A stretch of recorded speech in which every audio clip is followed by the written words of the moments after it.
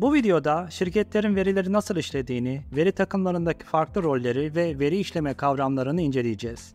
Gerçek hayattan örneklerle ve verilerin gücüne ve potansiyeline tanıklık edeceğiz. Eğer siz de veriyle ilgili bir meslek sahibi olmak istiyorsanız tam doğru yerdesiniz. Hadi başlayalım.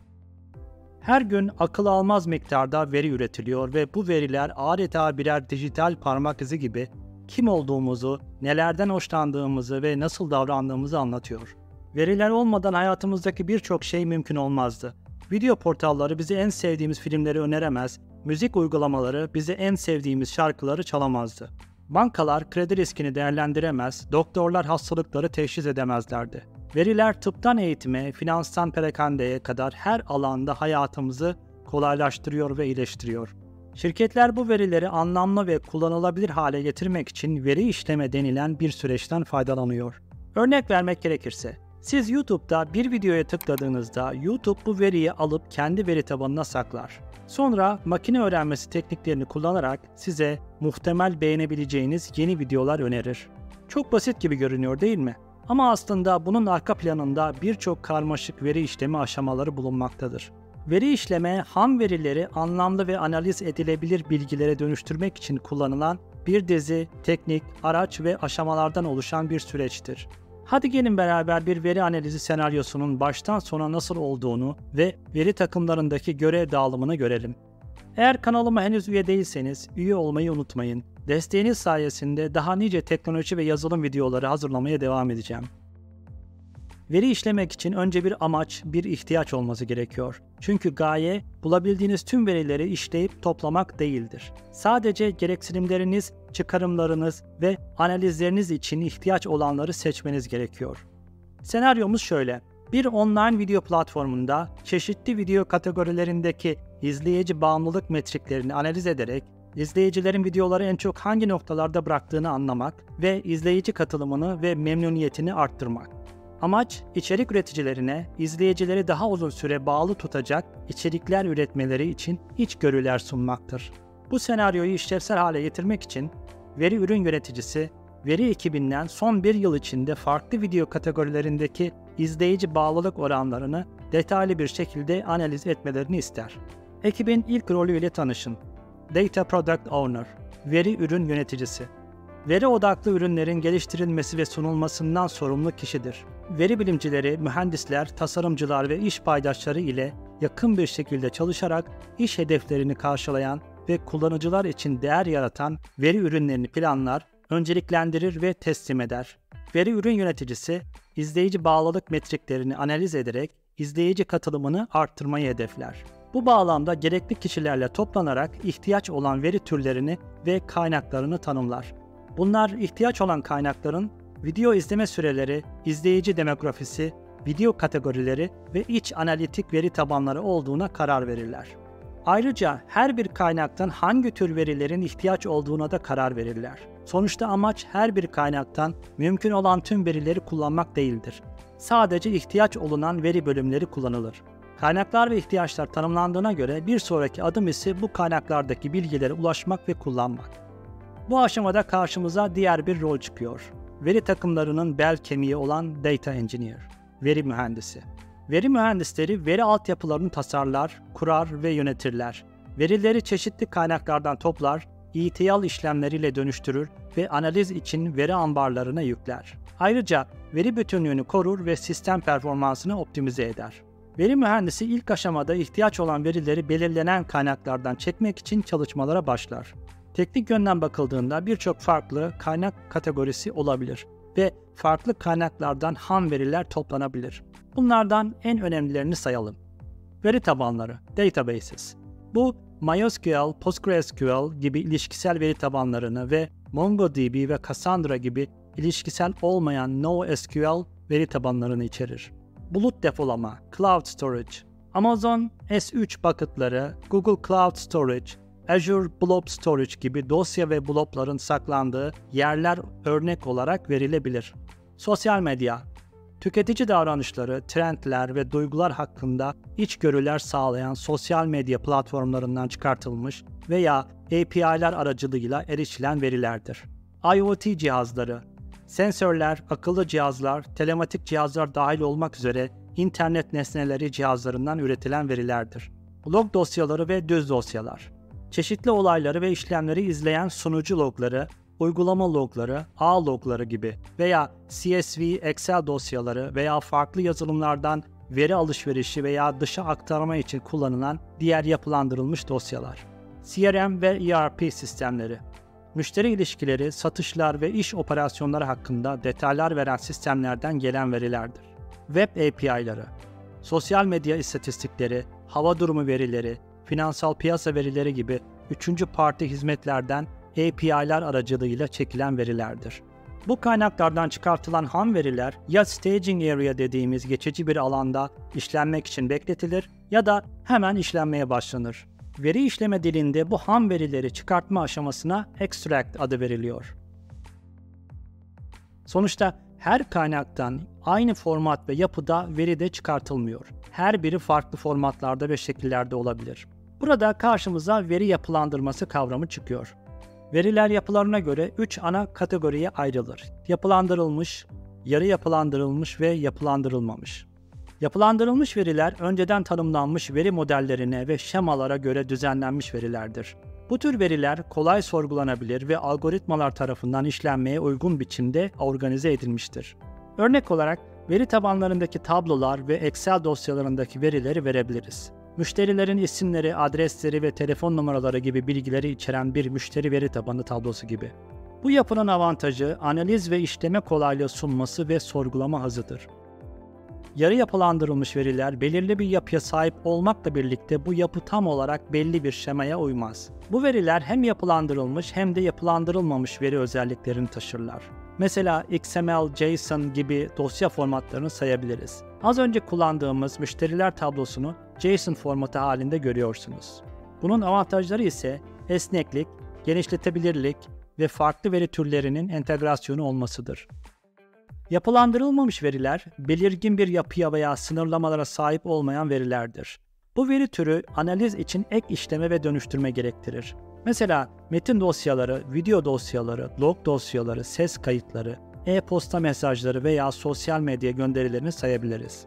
Örneğin bir blog yazısı veya sosyal medya üzerinde yapılan bir gönderi, yapılandırılmamış metin verisidir.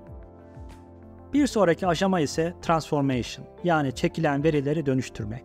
Çıkarılan veriler genellikle ham formattadır, işlenmemiştir ve doğrudan analiz veya raporlama için uygun olmayabilir.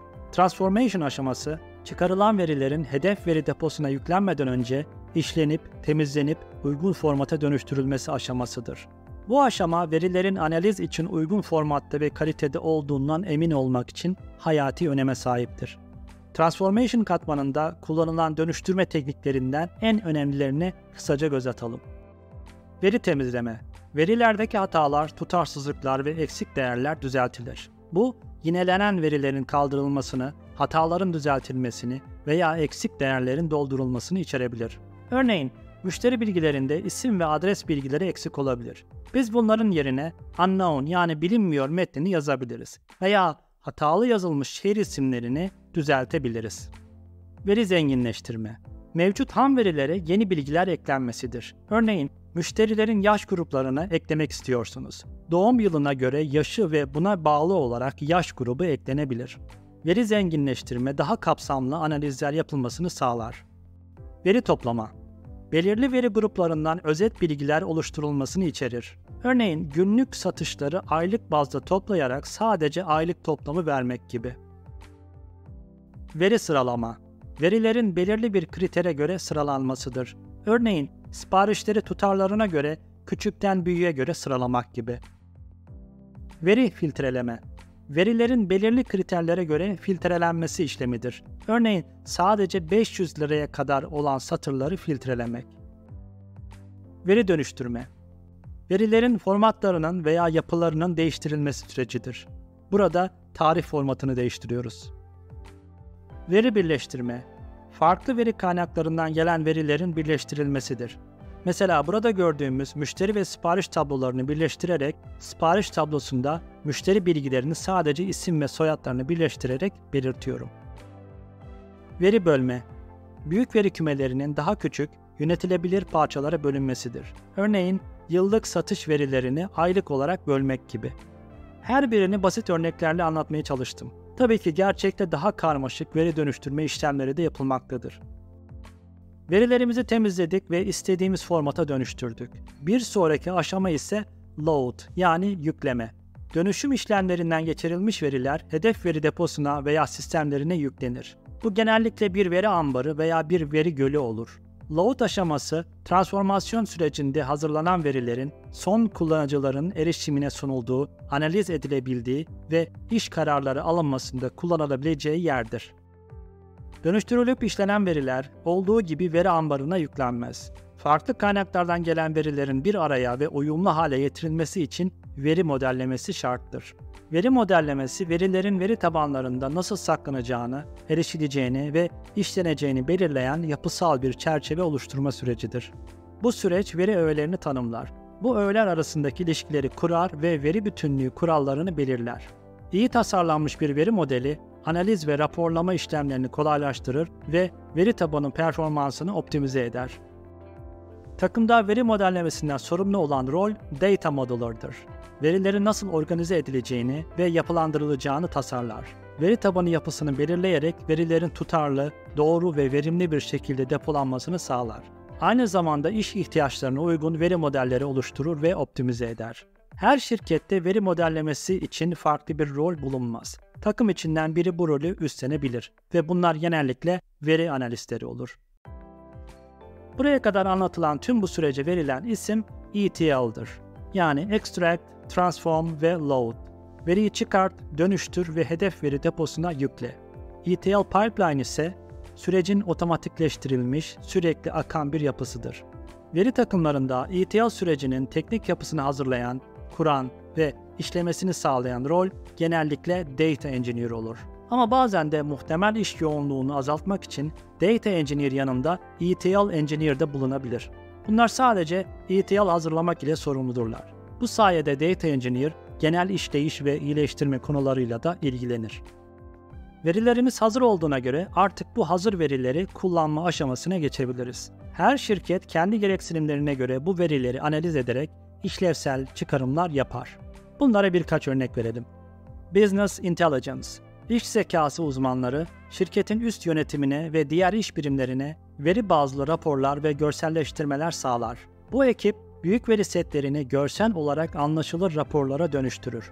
Örneğin, CEO'nun şirketin genel performansını hızlıca görebileceği bir dashboard oluştururlar. Bu dashboard, satış trendlerini, pazar payını ve finansal metrikleri gösterir.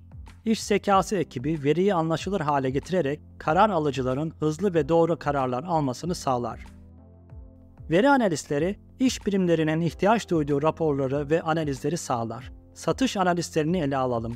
ETL süreciyle yüklenen satış verilerini inceleyerek hangi ürünlerin en çok sattığını, hangi bölgelerde satışların daha düşük olduğunu belirlerler.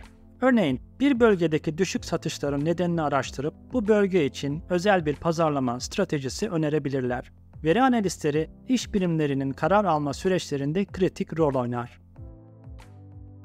Veri bilimciler bu verileri kullanarak makine öğrenimi modelleri ile ve veri analitiği yaparlar. Örneğin müşteri kaybını önlemek için bir model geliştirdiklerini düşünelim.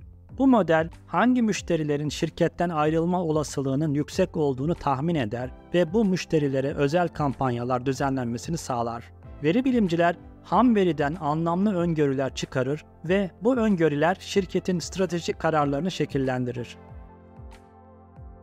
Makine öğrenimi mühendisleri, veri bilimcilerin geliştirdiği modelleri üretim ortamına taşımak, optimize etmek ve ölçeklendirmekle ilgilidir. Aynı zamanda bu mühendisler makine öğrenimi modellerinin altyapısını kurarak büyük veri ve yüksek işlem kapasiteli sistemlerde kullanılmasını sağlarlar.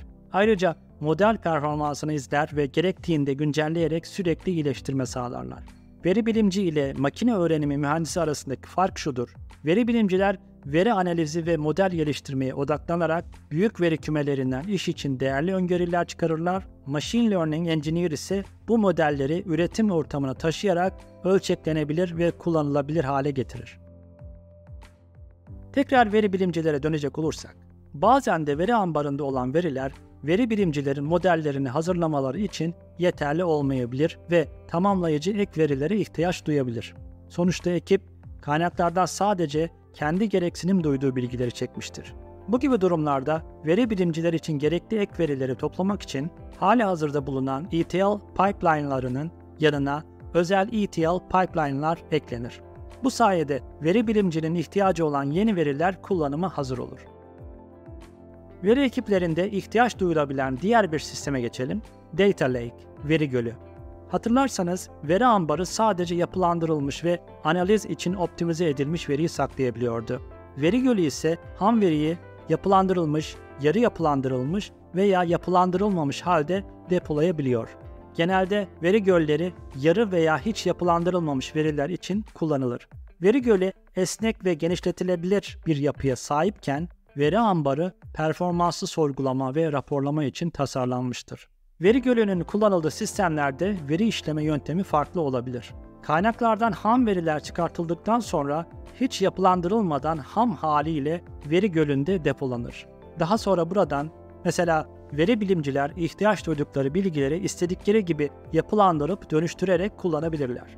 Bu konsepte verilen isim Extract, Load, Transform. Bu durum veri bilimciler için bir nevi oyun alanı gibidir. Birçok veriden seçerek istediklerini işleyerek kullanabilirler. Buraya kadar anlatılan bu süreç periyodik olarak çalıştırılarak veri ambarına veya veri gölüne veri akışı sağlanır. Bu bazen her günde bir, bazen de her haftada veya her ayda bir olabilir. Hatta her saatte bir bile olabilir. Ne kadar sıklıkla çalışırsa o kadar güncel veriye sahip olunur. Bu tür çalışma prensibine batch processing diyoruz. Tekrarlayan işleri periyodik olarak toplu tamamlama manasında. Fakat bu yöntem veri ile ilgili her ihtiyacı karşılamıyor. Günümüz dijital dünyasında her şey artık o kadar hızlı gelişiyor ve saniyede o kadar çok veri üretiliyor ki bu verileri gerçek zamanlı işlemek için batch processing kullanamayız. Ve başka bir yönteme ihtiyacımız var. Sosyal medya akışları, finans piyasaları, IoT cihazlarından gelen veriler gibi sürekli değişen ve anlık analiz gerektiren durumlar için batch processing yönteminin gecikme süresi kabul edilemez düzeydedir. Farz edelim ki bir banka müşterisinin kredi kartı kısa süre içinde farklı ülkelerde birkaç farklı işlemde kullanılıyor. Bu durum genellikle bir dolandırıcılık faaliyeti işareti olabilir. Eğer banka bu işlemleri sadece batch processing yöntemiyle işliyorsa, dolandırıcılığı tespit etmek ve önlem almak için geç kalabilir. Bu durum müşterinin ciddi maddi kayıplar yaşamasına ve bankanın güvenilirliğinin zarar görmesine yol açabilir. İşte bu noktada karşımıza data streaming yani veri akışı kavramı çıkıyor. Data streaming, büyük miktarda verinin sürekli ve gerçek zamanlı olarak işlenmesini sağlayan bir yöntemdir.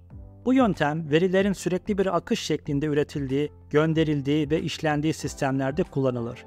Büyük verinin devamlı bir akış halinde işlendiği büyük şirketlerden birkaç örnek vermek gerekirse, mesela Netflix, yüksek hacimli veri akışına sahip bir platformdur ve günde 2 trilyondan fazla mesaj ve event işlemektedir. Uber şirketi her gün ortalama 23 milyon yolculuk gerçekleştiriyor. Bu da yüksek miktarda mesaj ve veri işlenmesini gerektiriyor. Son olarak da Amazon şirketi dakikada ortalama 1 milyon işlem gerçekleştirmektedir. Bu muazzam hacimlerdeki verilerin işlenmesini sağlayan data streaming yöntemiyle kaynaklardaki veriler devamlı bir akış halinde sisteminize akıyor. Bunu mümkün kılan sistem ise message bus dediğimiz mesajlaşma sistemidir. En tanınan mesajlaşma sistemi olarak Apache Kafka'yı sayabiliriz. Kanalımda Apache Kafka'yı baştan sona kod örnekleriyle anlattığım 6 videoluk eğitim serisi var, bakabilirsiniz. Akış halinde gelen veriler içerik ve tiplerine göre topic dediğimiz farklı kutucuklarda saklanır. Böylelikle her türlü veri için farklı bir topic kullanılıyor. Bu topiklerden istediklerine abone olan tüketiciler bir akış halinde gelen verileri yine bir akış halinde tam zamanlı olarak kullanabiliyorlar. Kredi kartı örneğimize dönecek olursak, data streaming kullanıldığında banka kredi kartı işlemlerini anlık olarak izleyebilir. Müşterinin kartında şüpheli bir hareketlilik olduğunda sistem bunu anında algılar ve otomatik olarak bir uyarı oluşturabilir. Hatta bu uyarı kartın anlık olarak geçici askıya alınması gibi hızlı önlemlerle de sonuçlanabilir. Böylece dolandırıcılık girişimi daha gerçekleşmeden engellenmiş olur. Gelişmiş bir veri işleme süreci, buraya kadar anlatılan adımların çoğunu farklı kombinasyonlarla kullanarak gerekli verilerin sistem içinde doğru noktalara ulaşmasını sağlar. Bu süreç sayesinde şirketlerde büyük veri kümeleri makine öğrenmesi modellerinin eğitimi için kullanılarak tahmin yapabilen güçlü algoritmalar geliştirilir. Aynı zamanda verilerin analiz edilmesiyle çeşitli raporlar ve dashboardlar oluşturulabilir. Metin verileri, chatbotlar ve otomatik tercüme sistemleri gibi doğal dil işleme (NLP) modellerini eğitmek için kullanılırken, görüntü verileri nesne tanıma, yüz tanıma veya otonom araçlar gibi yapay zeka uygulamalarında kullanılır. Ses verileri ise ses tanıma sistemlerini geliştirmek için eğitim verisi olarak kullanılır. Son zamanlarda çok popüler olan üretken yapay zeka modellerinin eğitim sürecinde de kullanılır. Bu veriler, modelin öğrenmesi gereken desenleri, dil yapısını veya görsel özellikleri içerir ve model bu verilerden anlamlı çıktılar üretmek için eğitilir. Eğitimden sonra model yeni veri veya girdilere dayalı yeni yaratıcı içerikler oluşturabilir. Bu kullanımların her biri farklı sektörlerde değer yaratır ve veriye dayalı karar alma süreçlerini iyileştirir. Bunlara daha birçok farklı kullanış biçimleri ekleyebiliriz. İlk örneğimize geri dönecek olursak, YouTube'da bir videoya tıkladığınızda bu tıklama verisi anında birçok farklı veri işleme aşamasından geçer. Bu süreçte veriler çeşitli veri tabanlarında saklanır. Kişisel davranış verilerinizle beraber makine öğrenimi modellerinde işlenir ve sonunda size özel yeni video önerileri sunulur. Oldukça basit görünüyor değil mi? Artık arka planda nelerin olduğuna birebir tanıklık ettiniz. Veri işleme konusu hakkında daha da anlatılacak birçok şey var. Kanalımda bu konular ve teknik yönleri hakkında videolar eklemeye devam edeceğim. Eğer videomu beğendiyseniz beğen butonuna tıklamayı ve yeni içeriklerimden haberdar olmak için kanalıma abone olmayı unutmayın.